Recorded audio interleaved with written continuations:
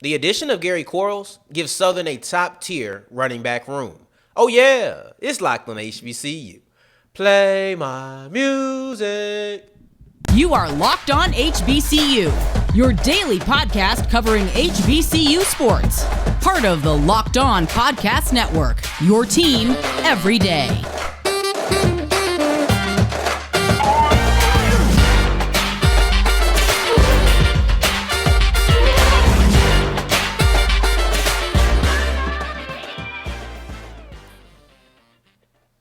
What's going on, family? Welcome back to another episode of the Locked On HBCU podcast, your number one daily one-stop shop for everything HBCU athletics, Monday through Friday. Part of the Locked On Podcast Network, your team every day. And I, of course, am Darian Gray, a.k.a. the Mouth of the South, Texas Southern alum and former TSU Herald Sports editor and contributing writer at USA Today's Saints Wire. I appreciate you for making us your first listen of the day every day on this here platform. And you already know, just because the mic cuts off does not mean that the journey is over. It just means it's time to follow me on Twitter at South Exclusive. Starts with an S and ends with an S. Today's episode will start with Gary Quarles elevating the Southern running back room. It'll end with a conversation about Seth Alexander. It'd be right there back in the state of Louisiana. Seth Alexander making Xavier history right there in the middle. This investigation into Eric Lewis absolutely does not concern the MEAC. There's no reason to be worried or even have any kind of hesitance around his hire now. But let's start with the opening statement. Let's start with the big-time topic, and that's Gary Quarles. His addition to the Southern Jaguars really does elevate this running back room to a top-tier potential running back room, right? Because you have three guys from last year and one guy in Gary Quarles who wasn't with Southern last year. They're all some really capable backs. Now, the former Alabama A&M running back is a two-time All-SWAC player. The year of 2021 was good to him, just like it was good to Alabama A&M in general, because you look at Akil Glass, SWAC Player of the Year, spring, fall.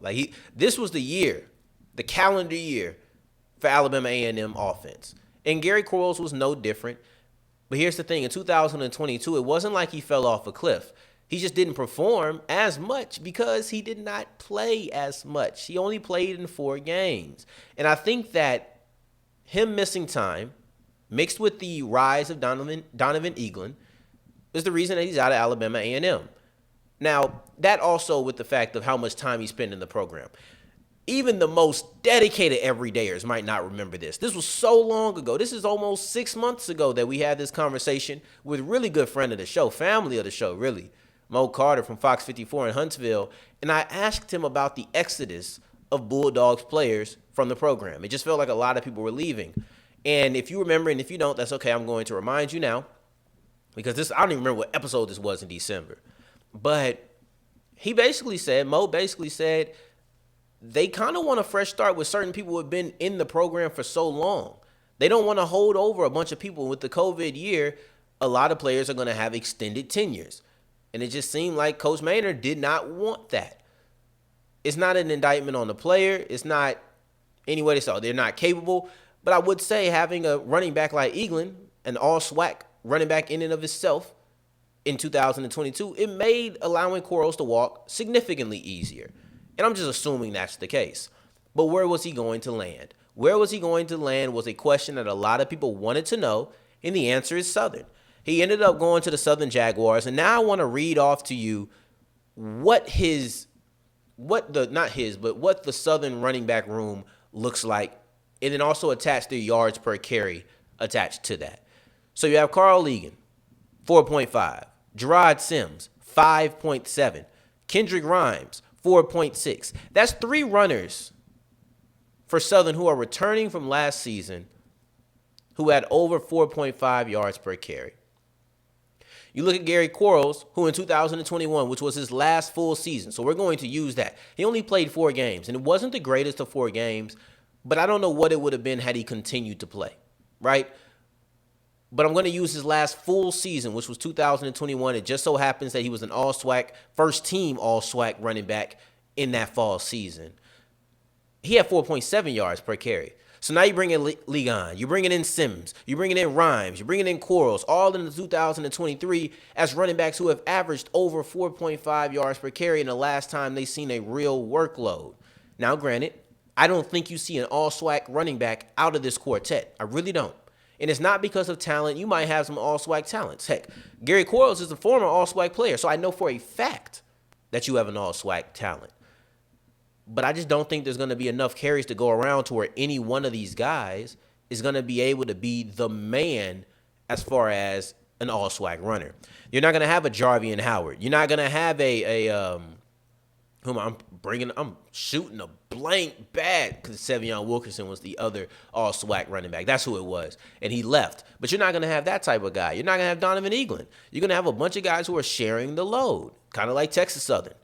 They share the load. They're not going to have an all-SWAC running back likely because there's going to be so many carries that are distributed around that you're just not going to have enough production to get that because everybody's going to eat. You bring in Quarles, he'll probably replace McCray's production on the running game because McCray had over 100 carries. He had over 5 yards per carry. So, yes, he's gone. But Sean McCray is gone. But now you're bringing in another running back. So it's not as if those 100 some odd carries are not going to be split up where Ligon gets 30, Sims get 30, Rhymes gets 30. No, you're just going to be looking at Gary Quarles to get, I think it was 117 rushing attempts that McCray had. So instead of splitting that out 3 ways to the rest of the runners, she's going to be probably giving Quarles, if not 117, more than that. He might end up being the runner who has the most carries. But here's the thing. It's not about having one guy. Who cares if you have an all-SWAC running back? Because you have a bunch of very efficient runners. You have a bunch of runners who are going to average 4 or more yards per carry, and that's just as valuable, if not more. Let's say that you have a Jarvian Howard and Howard gets tired. What happens then? When you have a bell cow who has, not even going to say if you have a bell cow who then gets tired, if he gets winded within the game, or maybe he's not feeling it that game, your running game is just going to suffer. But when you have 4 running backs that you have a lot of trust in, when you have 4 running backs that you think could be your lead back on any given day, if somebody gets tired, revolving is nothing. If somebody's feeling off and somebody else has it, that's not surprising. And rocking with the hot hand isn't anything to really worry about.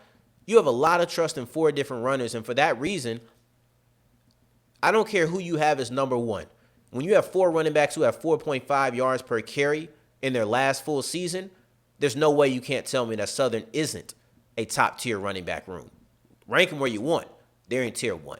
And going forward, let's switch over to the MEAC because Eric Lewis is being investigated by the NBA. Let's break down who Eric Lewis is, his connection to the MEAC, and then also why this investigation to me is kind of stupid, but it really does not affect the MEAC in the slightest. As we continue with Locked on HBCU, I'll explain all of that. Today's episode is brought to you by Built Bar. Built Bar is the number 1, numero uno, protein bar on the market, bar none. I don't care who you compare them to. They all pale in comparison to Built Bar. You can put a bunch of the same flavors on the table. Built Bar in a blind taste test will be the one that comes out victorious. They're the best for you. They taste the best for you, right? Imagine your favorite candy bar and the feeling that gets from you. Then imagine your favorite protein bar that's not named Built Bar, because I know that that's your favorite protein bar. But think of another one that you've had and how effective and how good that made you feel when you're going to work out. Now imagine I put those two together, those two feelings.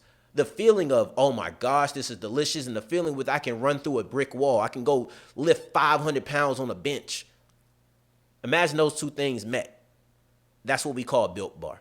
That's what we call Built Bar. High in protein, low in fat, low in sugars, absolutely delicious with a multitude of flavors. So everybody has something to pick. And then also, they're just good for you. So go to built.com/lockedon and use the promo code LOCKED15 and you'll get 15% off your offer. And as we continue rolling on today's episode of Locked on HBCU, thank you for making us your first listen of the day every day. On tomorrow's episode, we'll be diving into Coach Maynor out of Alabama A&M and his Hall of Fame recognition. Let's dive into that. I can't wait till tomorrow. So until tomorrow, though, Eric Lewis. The investigation into Eric Lewis should not concern the MEAC at all. I mean, not even in the slightest. Let's set the scene, because I think for many people, you might not know who Eric Lewis is. I think Eric Lewis was supposed to be a very important person, but he's a referee, and he's going to be over referees in the MEAC. That's not really a job that many people care about until they care about it. And when they're announced as a hire, most times you don't. But let's really break down who he is. He's a former NBA ref who was in the NBA for 19 years. So he's a 19-year NBA veteran when it comes to officiating games. And now his relation to the MEAC is he's going to be, I want to get the title correct, he's going to be the men's coordinator of officials in men's basketball. So basically he's just going to be over all of the officials in the MEAC for men's basketball. I think the idea of him bringing in is to probably get a more pro-styled officiating, probably get players a little bit more used to how games are called in the NBA, get refs more accustomed to how things go in the NBA, get them to have more opportunities, because we don't always look at the referee representation, but that's there as well. So I think he was supposed to be an important figure. And now you hear he's in a scandal, you hear he's in an investigation, it might worry you. So the investigation to me really it isn't necessary.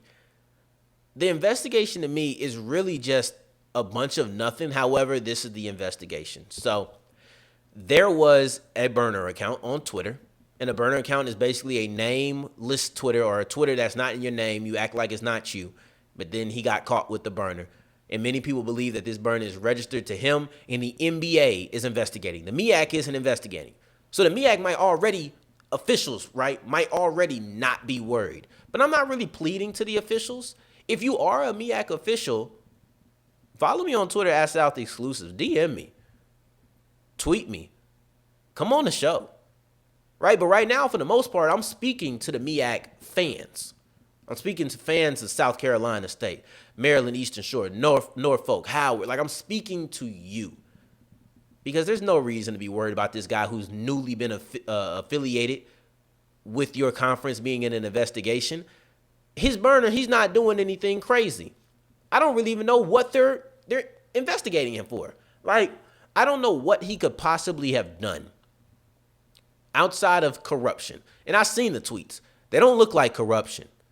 But outside of corruption, I can't think of anything that they would just say, oh, this guy did this wrong.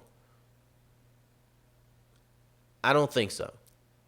So for that being the case, now if it does come out that he's rigging games or he had a predisposition against certain teams, and now you're picking at his character. If you can get some things like that out of him that are connected to this burner account that has been deleted but is still going to be probably cycled through and seen what that account was tweeting, if those things come out, move away. If those things come out, you should be concerned and you should distance yourself from Eric Lewis, no matter what you thought his association with the NBA was going to do for your game. Once he seems corrupt, you need to move away. But like I said, I've seen the tweets. I don't think it's going to be that. Those tweets are defending himself. His tweets are the equivalent of me coming on to Twitter, having a burner account, and defending Locked On, the network, and defending Locked On HBCU, but not putting my name on it. That's all a burner is. There's a certain stigma around having a burner account that is cowardly. And okay, maybe there's a tad bit of validity to that, but I think that there's also, depending on your situation, some people have a burner because you can't say what you want to say under your real name. You just can't say it. You have too much to lose. And I think that Eric Lewis, the referee, going on Twitter and responding to every single user, no, that's a foul. That's a foul. Eric Lewis, why are you mad at him? That's not even true. There was one guy who's like, they're 0-82 when Eric Lewis officiates a game. And the guy was like, in the burner account that people think is Lewis, that's not even remotely true. Like, Eric Lewis doing that looks a little goofy. Like, yeah, he got caught, so it looks goofy anyway. But the idea is to not get caught. You know, because it just looks bad. People have this stigma like, oh, you man, put your name on it, put your face on it. Why you couldn't just say it publicly? Because he probably just had more to lose. And it's just like, that's not a good public image to be going back and forth with everybody on Twitter. But sometimes you just got stuff you want to say. Sometimes you just got stuff you want to get off your chest. And I can't do it as Eric Lewis. So you know what I'm going to do it as? This little burner account that I came up with. But where he went wrong is he followed his wife's basketball program. Come on, Lewis. You can't have a burner account with any connections to you. Oh man, that wasn't me. I don't know why he was following my wife's basketball program. That ain't it. That ain't Eric. Come on, man. You got to have some plausible deniability. That was you. But like I said, these things aren't serious. He was up there defending himself, defending referees. I'm not going to try to spin this into a positive, but I really don't see it as a negative. Like, yeah, he got caught. Might be a little stain on how people look at him. They might look at him funny now. But that's about the extent of how far this will go and probably should go unless some other information is uncovered. If it's just him defending himself and defending other referees and just defending what's a call and not, and really, I've seen multiple arguments from him where he's fighting the idea of the NBA being rigged. Like, this dude is not doing anything really wrong. You might just look at him sideways. That's it. That's it. And if you're going to look at him sideways, you're going to be looking sideways at the MEAC coordinator of men's basketball officiating. Because I ain't getting rid of him just because he had a burner, especially if I don't feel like he did anything wrong. So in my honest opinion, Eric Lewis, you had a burner, you got caught, that's tough. You'll probably get another one. Be smarter with this one. But I'm still welcoming you into the MEAC with open arms because all in all, you ain't do nothing really that bad. Now going forward, forget being that bad. Let's talk about somebody who was that good. And I'm talking about Seth Alexander because he is the first ever track and field national champion from Xavier University. As we wrap up today's episode of Locked on HBCU, thank you for making us your first listen of the day, every day, making it all the way to segment 3. I thank you 2 times for that. I truly do appreciate it. Now, Xavier finally has their first ever track and field national champion in any sport. And Seth Alexander had himself a very important day for not only himself, but then also for Xavier. When you look at Xavier, and it's not like, okay, what happened? Alexander was the triple jump champion, national champion in the NAIA ranks. That's a big thing. That's a big deal. But that's not even a full extent of why it's so important. Just stating the facts of what he did isn't enough to illustrate the importance and why we should be placing this accomplishment on a pedestal. That's not enough for me. Those are just the basic facts. He scored 10 points for the team in team scoring. Those are basic facts that are irrefutable. But it's not enough to really drive home why this is such a big deal. You might hear national champion and say, oh, that's great. That's huge. But let's dive a little bit deeper. Because to win this triple jump, he had to jump 15.39 meters, which translates, because we in America, right? We don't use meters. We use feet. We use yards, right? But let's go into feet. 15 meters, 50 inches. America, right? School systems. But 50 feet and 6 inches. So he had a great day. There was no other jumper who even got close. No other person jumping in the event made it to 50 feet, let alone 50.3. Nobody got there. So he really watched them. It was 0.2 meters if you want to keep it to that system. You're looking at a world record, a school record, number one. But then he also broke his school record from just a month ago of 50 feet and 2 3/4 inches. So now he has the 2 best triple jumps in Xavier school history. And like I said, he had 10 points for that. Well, Xavier ended with 20 points. And with those 20 points, they ended 14th. Now, I know a lot of people might scoff and say, oh, 14th, it's nothing.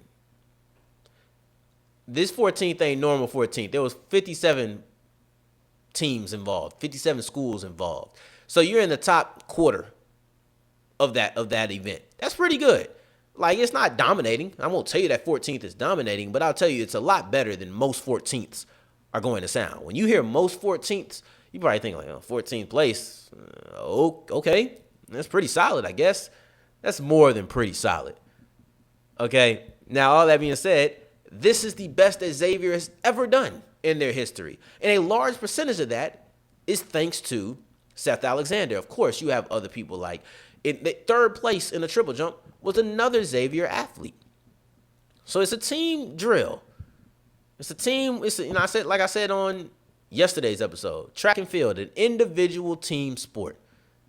But man, you can't help but look at Seth Alexander. I know it's a conglomerate of people who got to 20, but when 10 of the 20 points come from one guy, it's an impressive day.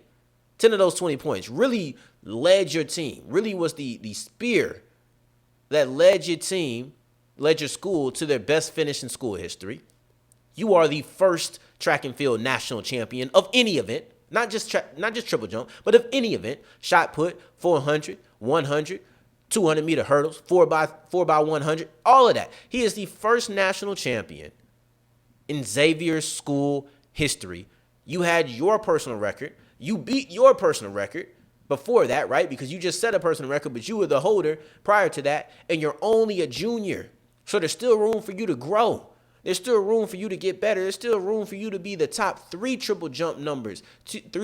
Top 3 triple jump. That's a tongue twister. The top 3 There's still time for you in your senior year to become the top 3 triple jump performances in Xavier school history. Sometimes you just got to slow it down. It ain't always right to go fast. Sometimes you got to slow it down. But all right, we're going to end on that note. That is a top 3 tongue twister triple jump performances ever on Locked On HBCU. Truly, I do appreciate you. I do appreciate you, man. Shout out to Seth Alexander for really a legendary day and still having room to grow. NAIA champion. Shout out to you. Just like a shout out to you, the listener, for making us your first listen of the day every day. I really do appreciate it, for real. On tomorrow's episode, we'll be diving into Coach Maynard and his Hall of Fame career. So you just have to tune in tomorrow for that. In the meantime, in between time, if you're looking for me, you can find me on Twitter at South Exclusives. Until the next time that we hear each other, family, take care, stay blessed. Peace. Top 3 triple jump performances in Xavier history. Come on now.